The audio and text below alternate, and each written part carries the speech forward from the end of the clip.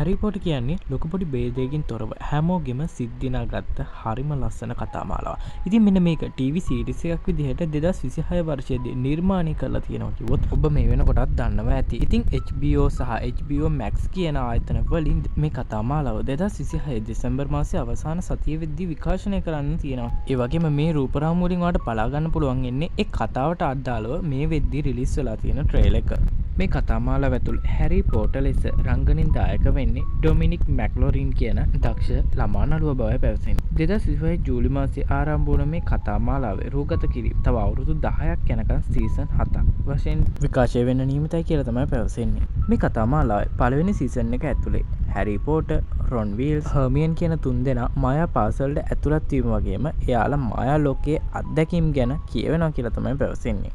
මේ සීරීස් එකම ජේ.කේ රෝලින්ගේ හැරි පොටර් කියන පොත් මාලාව ඇසුරෙන්ම නිර්මාණය කරලා තියෙනවා කියලා තමයි HBO Max කියන ආයතනය වැඩිදුරටත් තහවුරු කරන්නේ. ඒ වගේම හර්මියන් ලෙස ඇරබෙල්ලා, රොන් වීල්ස් ලෙස ඇලිස්ටෙයාර් ස්ටවුට්, ඇල්බස් ලෙස ජෝන් ලිත්වා, මිනර්වා ලෙස ජැරඩ් මැක්ටයර් වගේ සහයන් නොල්ලිලියන් රාශියක් එකතු කරගෙන තමයි මේ කතා මාලාව. ඉතින් අපේ ළමාකාරය ලස්සන කරපු මේ හැරි පොටර් කතා මාලාව අලුත්ම මුහුණුවරකින් බලා ගැනීම හැකියාව අපිට මේ විදිහට හම්බෙනවා.